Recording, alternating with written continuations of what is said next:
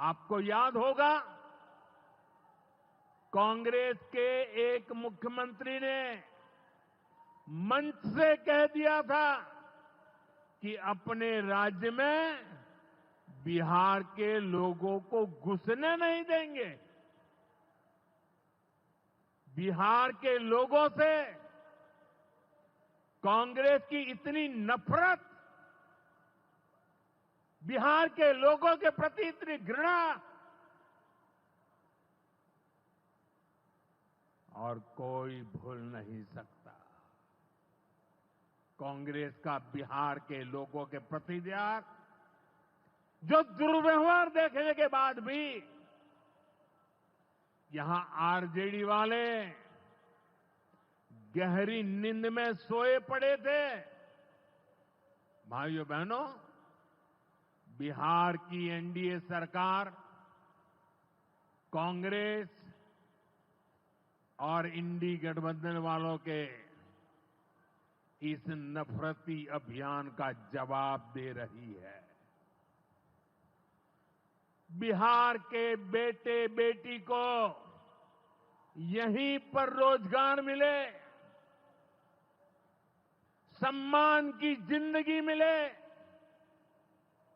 मां बाप की वो देखभाल कर सके, इसी सोच के साथ हम काम कर रहे हैं।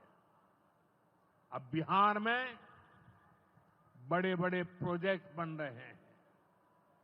गयाजी जिले के डोभी में बिहार का सबसे बड़ा इंडस्ट्रियल एरिया तैयार हो रहा है। गयाजी में एक टेक्नोलॉजी सेंटर की स्थापना भी की जा रही है। आज ही यहां बक्सर थर्मल प्लांट का, पावर प्लांट का शुभारंभ भी हुआ है। कुछ ही महीने पहले मैंने औरंगाबाद में भी Navinagar super thermal power project की आधारशिला रखी थी। भागलपुर के पीरपैंती में भी नया थर्मल पावर प्लांट बनेगा। इस पावर प्लांट से बिहार में बिजली की आपूर्ति बढ़ेगी। और आप सब जानते हैं, जब बिजली उत्पादन बढ़ता है तो क्या होता है? घरों में बिजली की सप्लाई बढ़ती है और उद्योगों को भी ज्यादा से ज्यादा बिजली मिलती है और इससे भी रोजगार के नए मौके बनते हैं। साथियों, बिहार के युवाओं को पक्की सरकारी नौकरी देने के लिए नीतीश जी ने बड़ा अभियान चलाया हुआ है। ये नीतीश जी हैं, तभी यहां शिक्षकों की भर्ती भी पूरी पारदर्शिता से हुई। साथियों, यहां के नौजवानों को ज्यादा से ज्यादा संख्या में बिहार में ही रोजगार मिले, उन्हें नौकरी के लिए पलायन न करना पड़े, इसमें केंद्र सरकार की एक नई योजना से भी बहुत बड़ी मदद मिलने वाली है। अभी पिछले सप्ताह इस 15 अगस्त से ही देश भर में प्रधानमंत्री विकसित भारत रोजगार योजना लागू हुई है।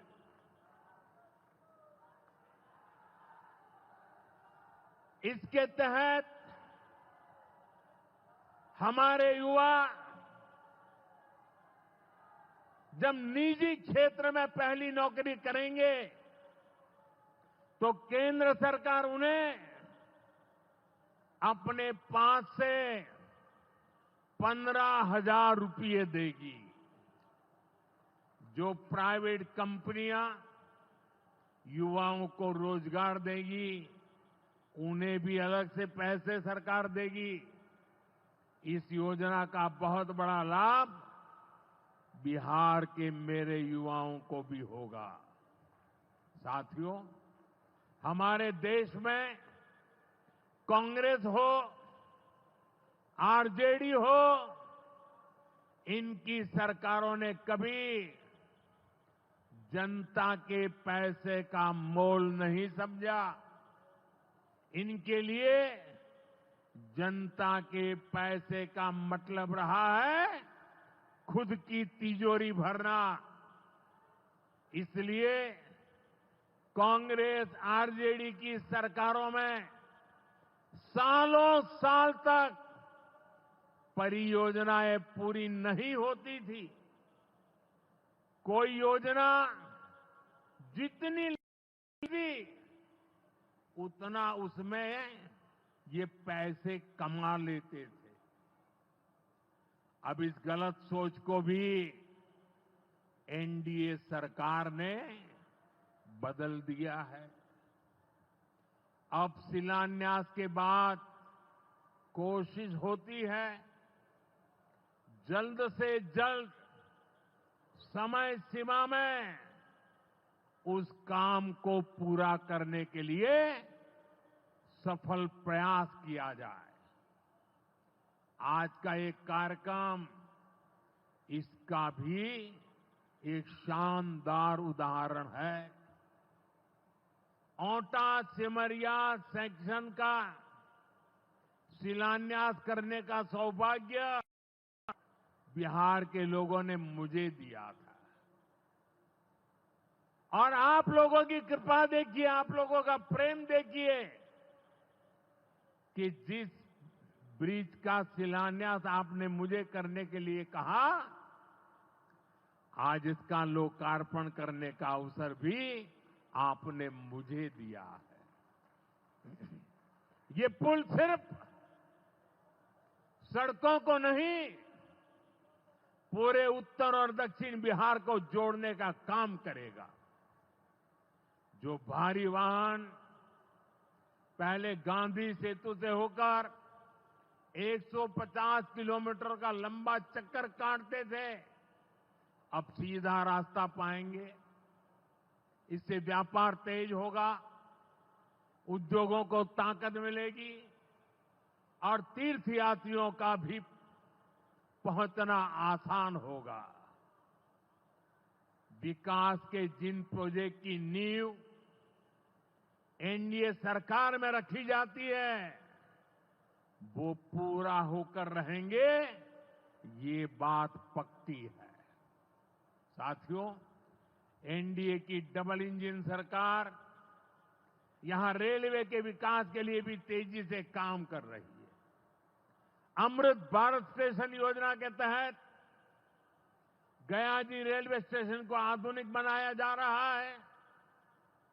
इससे गयाजी रेलवे स्टेशन पर यात्रियों को एयरपोर्ट जैसी सुविधाएं मिलेगी। आज गया वो शहर है जहां राजधानी, जनशताब्दी और made in India Vande Bharat ट्रेनों की सुविधा उपलब्ध है।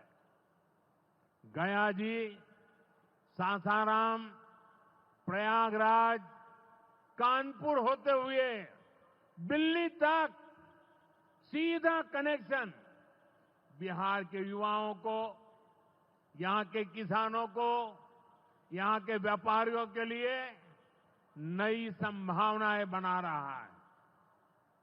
भाइयों और बहनों, आपके आशीर्वाद से, देश के अटूट भरोसे के कारण साल 2014 में प्रधानमंत्री के तौर पर शुरू हुआ मेरा सेवा काल, ये सेवा काल निरंतर जारी है। इतने वर्षों में हमारी सरकार पर भ्रष्टाचार का एक भी दाग नहीं लगा। जबकि आजादी के बाद कांग्रेस की सरकारें जो 60-65 साल तक सरकार में रही है, उनके भ्रष्टाचार की लंबी लिस्ट है। आरजेडी का भ्रष्टाचार तो बिहार का बच्चा बच्चा जानता है। मेरा साफ मानना है कि भ्रष्टाचार के विरुद्ध लड़ाई को अगर अंजाम तक पहुंचाना है तो कोई भी कार्रवाई के दायरे से बाहर नहीं होना चाहिए। आप सोचिए, आज कानून है कि अगर किसी छोटे सरकारी कर्मचारी को 50 घंटे तक हिरासत में रख दिया तो अपने आप वो सस्पेंड हो जाता है। ड्राइवर हो, छोटा क्लार्क हो, प्यून हो, उसकी जिंदगी हमेशा हमेशा के लिए तबाह हो जाती है। लेकिन अगर कोई मुख्यमंत्री है, कोई मंत्री है, कोई प्रधानमंत्री है, तो वो जेल में रह करके भी सत्ता का सुख पा सकता है। ये कैसे हो सकता है? हमने कुछ समय पहले ही देखा है कि कैसे जेल से ही फाइलों पर साइन किए जा रहे थे, जेल से ही सरकारी आदेश निकाले जा रहे थे। नेताओं का अगर यही रवैया रहेगा तो ऐसे भ्रष्टाचार के विरुद्ध लड़ाई कैसे लड़ी जा सकती है? साथियों, संविधान हर जनप्रतिनिधि से ईमानदारी और पारदर्शिता की उम्मीद करता है।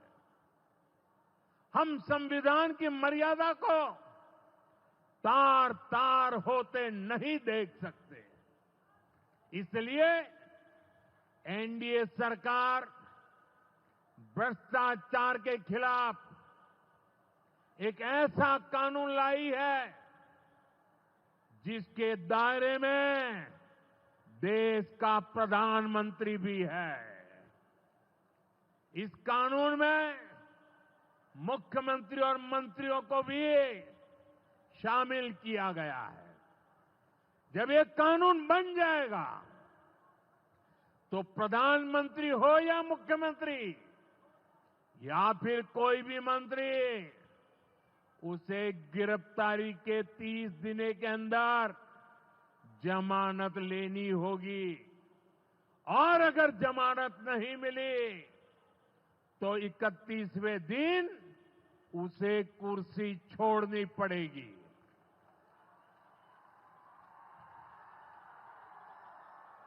आप कहिए भाइयों, जो जेल जाए उसने कुर्सी छोड़नी चाहिए कि नहीं छोड़नी चाहिए? क्या वो कुर्सी पर बैठे रह सकता है क्या? क्या वो सरकारी फाइलों पे साइन कर सकता है क्या? क्या जेल में से कोई सरकार चला सकता है क्या? और इसलिए ऐसा सख्त कानून बनाने की तरफ हम आगे बढ़ रहे हैं। लेकिन साथियों, ये आरजेडी वाले, ये कांग्रेस वाले, ये लेफ्ट वाले इस कानून का विरोध कर रहे हैं। ये बहुत गुस्से में है और कौन नहीं जानता उनको किस बात का डर है।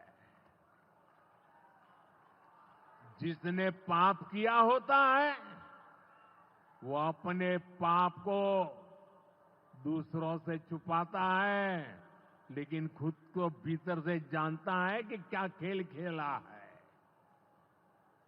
इन सब का भी यही हिसाब है। ये आरजेडी और कांग्रेस वाले कोई बेल पर बाहर है, कोई रेल के खेल में अदालत के चक्कर लगा रहा है, और जो जमानत पे बाहर घूम रहे हैं भी आज इस कानून का विरोध कर रहे हैं। इन्हें लगता है कि अगर जेल चले गए तो इनके सारे सपने चकनाचूर हो जाएंगे, और इसलिए सुबह शाम ये लोग मोदी को भांति भांति की गाली दे रहे हैं और इतने बौखलाए हुए हैं कि इस जनहित के कानून का विरोध कर रहे हैं। हमारे राजेंद्र बाबू बाबा साहब आंबेडकर ने कभी सोचा भी नहीं था, कभी कल्पना भी नहीं की होगी कि सत्ता के भूखे लोग भ्रष्टाचार करेंगे और जेल जाने पर भी कुर्सी से चिपके रहेंगे। लेकिन अब भ्रष्टाचारी जेल भी जाएगा और उसकी कुर्सी भी जाएगी। भारत को भ्रष्टाचार से मुक्त होने का संकल्प देश के कोटि कोटि लोगों का है। ये संकल्प सिद्ध होकर रहेगा। साथियों, मैंने लाल किले से एक और खतरे की बात की है और ये खतरा बिहार पर भी है। देश में घुसपैठियों की बढ़ती संख्या चिंता का विषय है। बिहार के सीमावर्ती जिलों में तेजी से डेमोग्राफी बदल रही है। इसलिए एनडीए सरकार ने तय किया है कि देश का भविष्य घुसपैठियों को नहीं तय करने देंगे। घुसपैठियों को बिहार के युवाओं के रोजगार नहीं छीनने देंगे। जिन सुविधाओं पर भारतीय लोगों का अधिकार है, उस पर घुसपैठियों को डाका नहीं डालने देंगे। इस खतरे से निपटने के लिए मैंने डेमोग्राफी मिशन शुरू करने की बात कही है। बहुत जल्द ये मिशन अपना काम शुरू करेगा। हम हर घुसपैठियों को देश से बाहर करके ही रहेंगे। आप मुझे बताइए, एक घुसपैठियों को निकालना चाहिए कि नहीं निकालना चाहिए? क्या ये घुसपैठिए आपका रोजगार छीनने आपको मंजूर है? एक घुसपैठिया आपकी जमीन पे कब्जा कर ले आपको मंजूर है? एक घुसपैठिया आपका हक छीन ले आपको मंजूर है? बिहार के आप सभी लोग देश के भीतर बैठे घुसपैठियों के समर्थकों से भी सावधान रहिए। जान जाइए कौन घुसपैठियों के साथ खड़ा है। कांग्रेस और आरजेडी जैसे दल बिहार के लोगों का हक छीनकर घुसपैठियों को देना चाहते हैं। तुष्टीकरण के लिए, वोट बैंक को बढ़ाने के लिए कांग्रेस आरजेडी वाले कुछ भी कर सकते हैं, कितने ही नीचे जा सकते हैं। इसलिए बिहार के लोगों को बहुत सतर्क रहना है। साथियों, हमें हमारे बिहार को कांग्रेस आरजेडी की बुरी नजर से बचाकर रखना है। बिहार के लिए ये समय बहुत अहम है। बिहार के युवाओं के सपने पूरे हो, बिहार के लोगों की आकांक्षाओं को नई उड़ान मिले, इसके लिए केंद्र सरकार और नीतीश जी के साथ हम कंधे से कंधा मिलाकर बिहार के कल्याण के लिए काम कर रहे हैं। बिहार में विकास की गति बनी रहे, इसके लिए डबल इंजन की सरकार लगातार मेहनत कर रही है। आज के विकास प्रोजेक्ट इसी दिशा में महत्वपूर्ण कदम है। मैं एक बार फिर इन परियोजनाओं के लिए बिहार को बहुत बहुत बधाई देता हूं। मेरे साथ बोलिए भारत माता की, भारत माता की, भारत माता की। बहुत बहुत धन्यवाद।